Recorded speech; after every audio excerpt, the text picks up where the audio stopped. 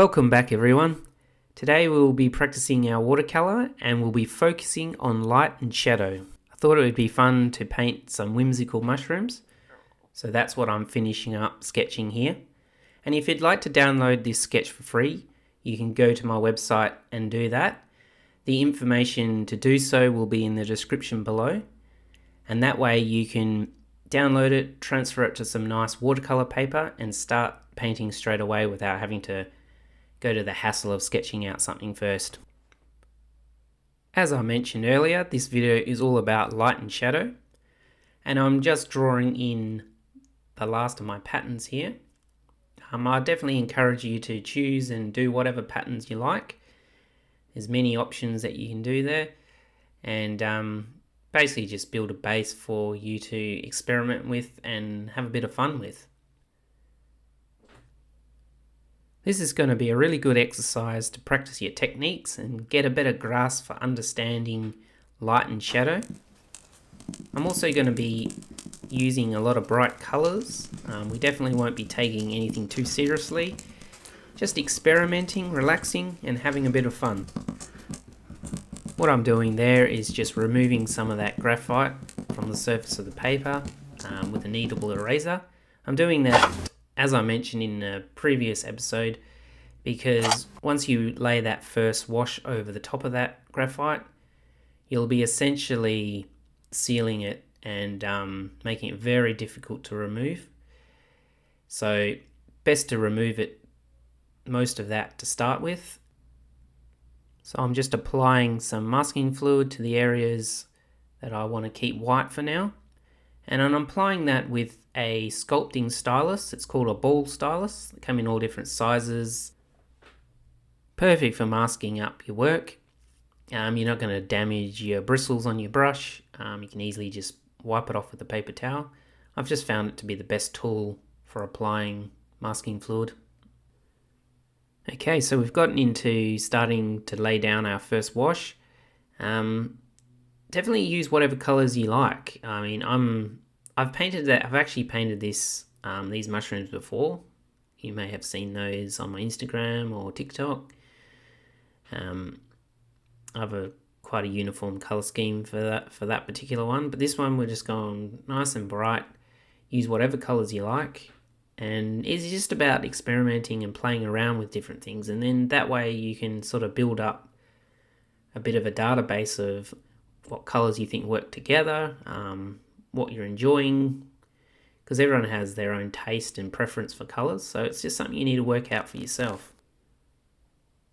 Don't be afraid to experiment with a lot of different colors. I'm using mostly primary colors, developing those a little bit further.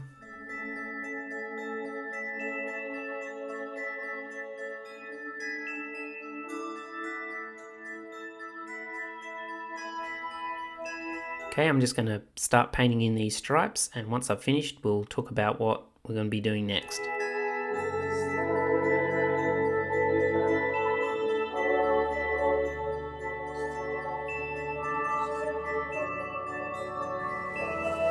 Alright, as you can see I've gone ahead and painted in the other stripes on the two different colours.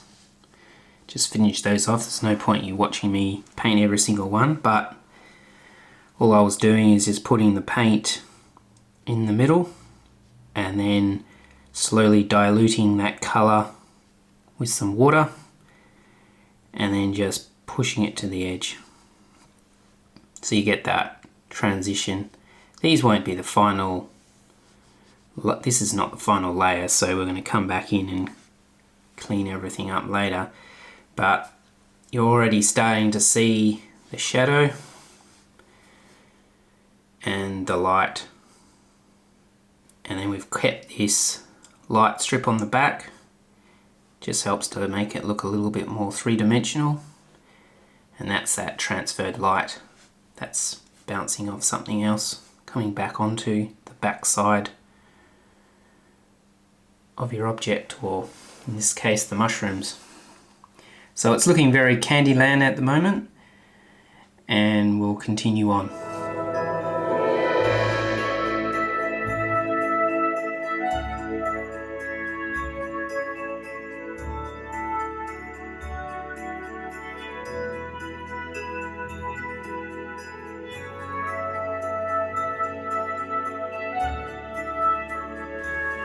Okay, so we've gone back in now and we've filled in all this underside.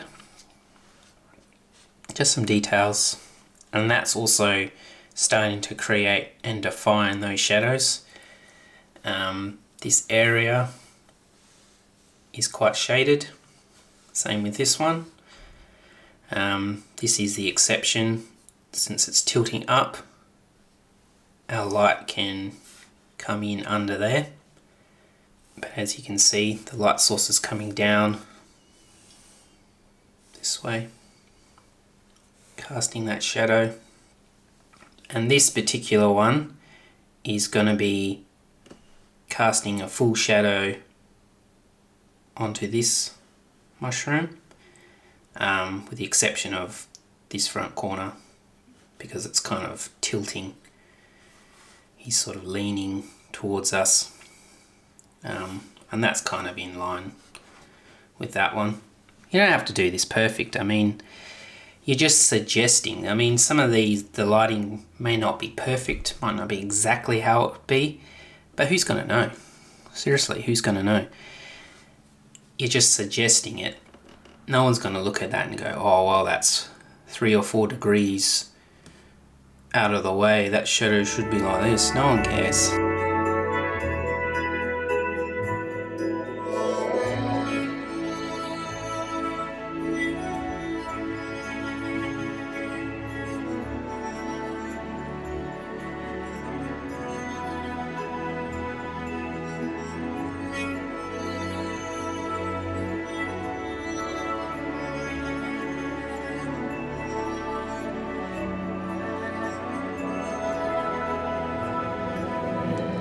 Okay, you watched me painting this pattern, this square pattern on the top here, and now I've come back in and I've done the swirls on this one, these blotches, these little dots still remaining as the masking fluid, and then these rings on this smaller one here. And what we're going to do now is mix up quite a diluted yellow glaze, and we're going to wash it over everything. All these colours work well with yellow, so we're going to use, we want that nice warm light, and that will complement these cooler colours. We won't put, the only spot we won't put the yellow is on the underside of this. That's very shaded. And this is a cooler colour, the green, the blue, so we want that to look quite cool underneath, and then the top section here will be quite warm on this side, and the orange and stuff and the pink and the purple the yellow will complement those really nicely. And this one I won't be putting the yellow glaze over this blue area, because I want that to look quite cool. That one's in the shadow there, so we'll just this front section here. I would never recommend painting something and then coming back over the top with white watercolor paint. That just looks messy, and you can just never cut back that color with white watercolor paint on top. So if you want something to, like you want these highlights to be all white, just how they are, they look pretty nice, then leave it. That's what I usually do with my work. Any sort of lighting in that is just leave it as the white paper. Looks really clean, no point overcomplicating things.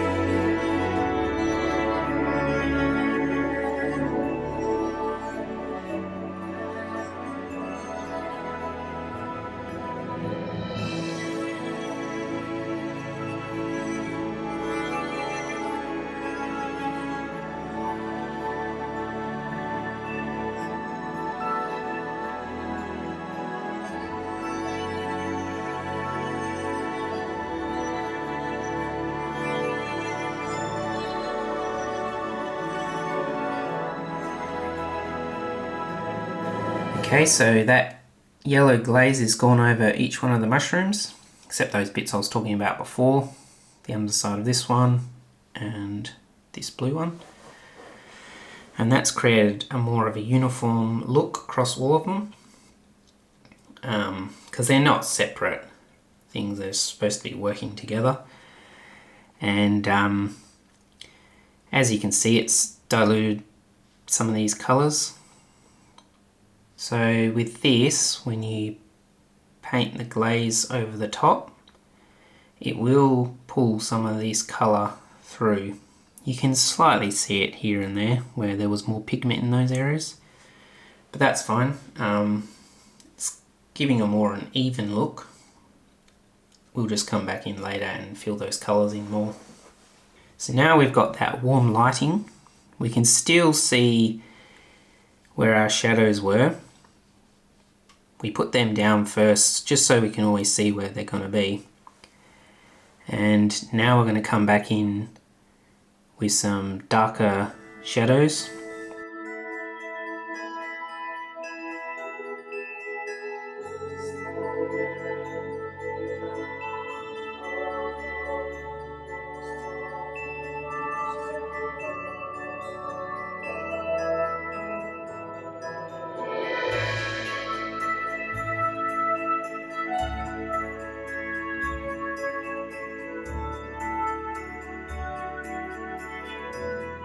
Alright, all our darker shadows are now in. You can see on the right side of each of these mushrooms, starting to look a lot more three-dimensional, which is good. So the next step is each one of these stripes or patterns, anything that we've gone over with that wash, we're going to come back in and mix up a slightly different colour, something a little bit darker for the shadow parts, a little bit darker and more solid. And these bits here that fade out and get washed out by that light will mix up a colour that's very, like for this one for example, will mix up a real bold sort of teal colour. It won't be as solid, it will still have that transition, but we'll put that in. And then this section here where it starts to curve on the mushroom stem, this little bit in the middle here of each of these bands, not on that one, this and all the way down, that will be quite a bold colour, that rich, whatever the colour is you want. Like this one, will be really rich purple, probably actually a pink on that one, might look better. So this one will make a greeny teal colour. I'm thinking I might make these dots purple, we'll see with that. Same with this green here, I'll make a really bright green there. Be the same on these bits, whatever I do here I'll do here. Keeping this quite cool, needs more shadow work within there. But we're starting to really define the light and the dark, getting quite a strong contrast, because this is very harsh lighting. So we want to sort of achieve that, and we're keeping that reflected light line on the back. And we can bring some of that colour I talked about, we can bring that in on that side as well.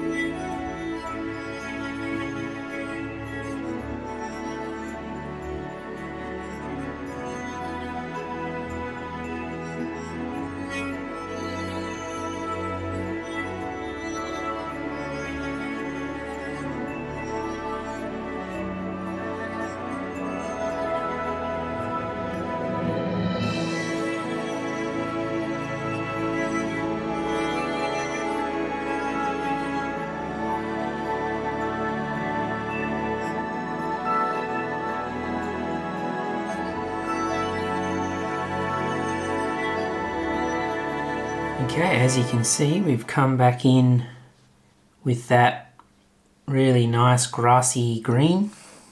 It's quite vibrant. Originally we were talking about doing this section as like a teal, but I thought that I had that green mixed up on my palette already, and I thought, nah, that's going to work a lot better to emphasize that light source and the warmth that that light source is creating on the mushroom. And then with the teal that I was originally going to put there, I thought it would work a lot better in the middle. And you saw me come back in and just paint basically a little rectangle or a square on each one of those, and then with that paint on your brush, then I just wash it off a little bit, dry it off on a paper towel, and then just come back in and flare it out, just blend it in with the rest. Not with a dry brush, but with just the tiniest bit of water in there.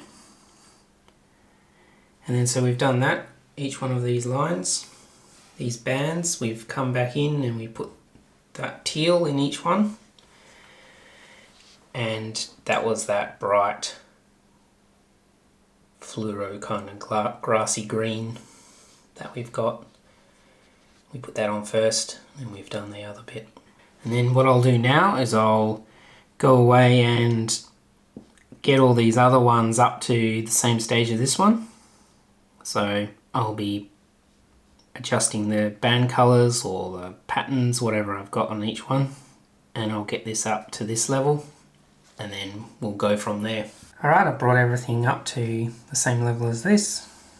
We've added in shadows on the band, same as with this one. Okay, so the next step, we're going to remove this masking fluid, and then I'm going to make these dots. I've decided I'm going to make them quite dark, like a black, and this bit here where the light hits it, I'll have that as like a purple kind of colour. And then we'll also at the same time we'll go back in and put in some sharp, deep kind of shadow lines just to show the depth of these. This is quite deep markings, so they've got to be quite dark. And then another few washes over these just to drop them back a bit.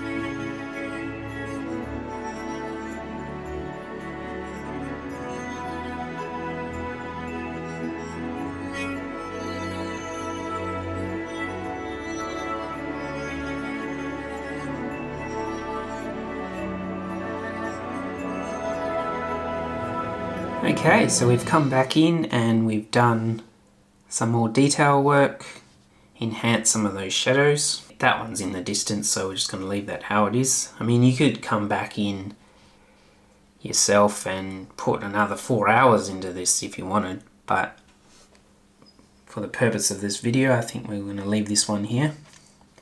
The only other thing that I'll do now is loosely paint in that little bird up the top there and the shadow, the casted shadows, just to emphasize that light coming in from the left.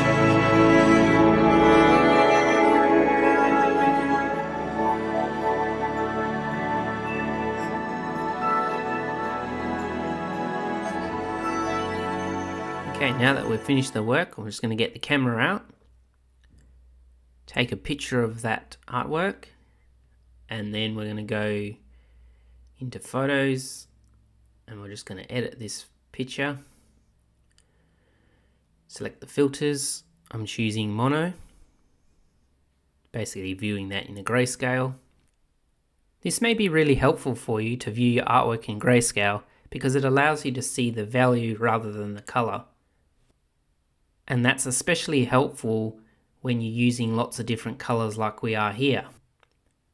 It's just a great tool to see if everything is balanced, to make sure that your highlights are bright enough or your shadows are dark enough, and the midtones in between are also accurate. Ultimately, it allows you to improve the realism and the depth of your work, and this is because you're able to see things with fresh eyes and from a different perspective. Thank you to everyone who has stuck around to the end. Until next time, thank you very much and goodbye.